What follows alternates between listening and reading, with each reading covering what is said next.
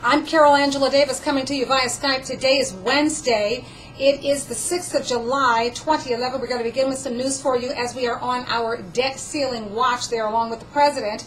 President Barack Obama inviting Democratic and Republican leaders from both chambers of Congress to the White House. He wants to discuss the debt ceiling issues that will happen tomorrow, Thursday. The president, of course, trying to drive toward a final agreement. As we know, the deadline looms. As you know, he is trying to reduce federal deficits by as much as $4 trillion over the next decade.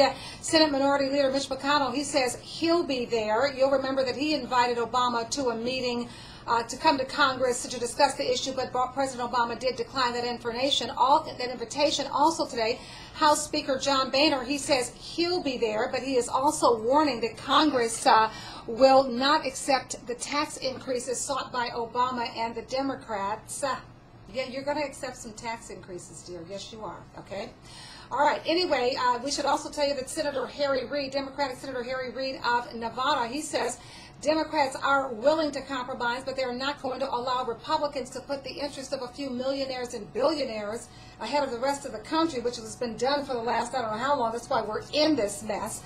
Democrats, as you know, want to minimize the impact of cuts to social service. Everybody understanding there will have to be some cuts to social services, but Democrats trying to minimize the cuts to social services. They want the elimination of certain tax breaks and loopholes that benefit the wealthiest Americans as a way of the wealthy also helping others.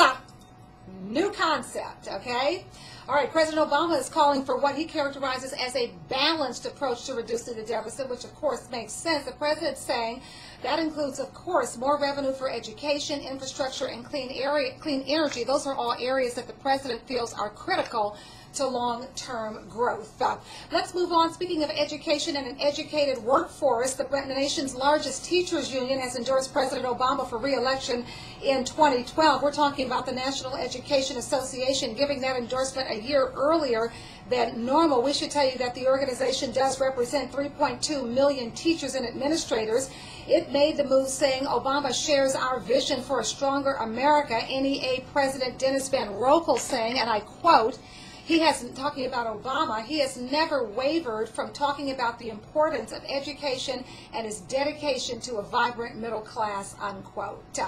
Let's move on. Let's turn to some business news. There is very good news there for those who say the Obama plans are not working. Apparently they are. Well, I'm sure these people won't look at the numbers because, hey, why look at the numbers? You might see the truth. In business news, again, there is good news. Orders placed with U.S. factories increased in May. This is a sign that manufacturing may rebound from a slowdown in economic growth in the first half of 2011. We are getting this information from the U.S. Commerce Department. It says bookings for manufacturers' goods rose 0.8%. We should tell you that demand for durable goods, and durable goods are goods that are meant to last at least 3 years. Though that demand, this is very good news, because they had been expected to increase 1.9%, so demand for durable goods increased more than was expected. We should also tell you that unfilled orders climbed the most since September.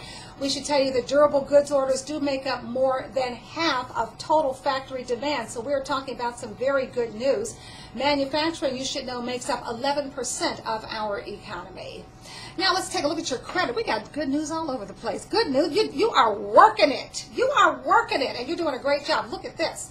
Look at your credit. The average U.S. credit score rose to 696 in May. That's the highest in at least 4 years. You are on your game. That's right. Get off those credit cards. Pay off that debt. Let's go. Pay everything. Go, go, go. All right, it's the highest in 4 years. That is the word from Equifax. That is a provider of consumer credit data. Your credit score, of course, as you know, is a predictor of the likelihood that lenders will be paid back when they loan you money. So it is important for a strong economy. We should tell you that the ratio of consumer debt payments to incomes is the lowest since 1994. We are not playing out here. And delinquencies have dropped 30% in 2 years. That's right, we're getting our finances together. I don't care what they do, we are getting it together. That's according to the Federal Reserve Bank, which also says this. Now listen very carefully to this. In the 10 quarters that ended in March, we're talking about the last 2.5 years, that would be the time since Obama took office, okay? Consumers have reduced debt by more than $1 trillion. Yes. Household obligations are at a 17-year low because of increased savings. You are saving your money and lower interest rates since 2007. But we want to tell you this, even though you've done a great job, everything is coming down, your debt is coming down, but it is still too high. One economist is calculating that your debt amounts to 115% of your income, and that is compared to a 75% average from 1970 to 2000. That's very important because you have to remember that our incomes have been dropping for 30 years, thanks to the wealthy, great people of this country. Our incomes have been dropping for 30 years, so you know your debt has to at least be down to 1970 levels. You got to get your debt at least down to 75% of your income, and it probably should be lower than that, so just stop spending. The rich will figure it out. Once we stop spending and buying things, they will get it. Oh, we could lose our businesses too. Yeah, you could. So act like you have some sense and support the economy. All right, let's move on. This is the last story. In entertainment news, a guy named Clayton Hill, he is currently incarcerated at a federal prison in Chicago. Well, he is now claiming that he knows who shot and killed rapper Notorious Big. In fact, apparently, Hill is claiming that he himself was an accessory after the fact to that murder.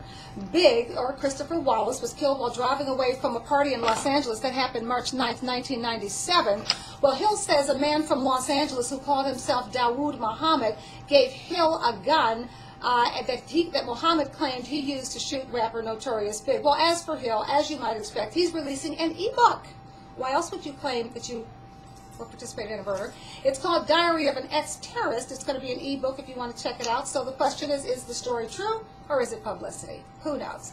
Those are your stories. I'm Carol Angela Davis. Thank you so much for joining me. I'll see you tomorrow, same time, same place, new stories. Have a great day. Coming to you via Skype. Follow me on Twitter, Carol Angela D. Follow me on Facebook. Have a great day.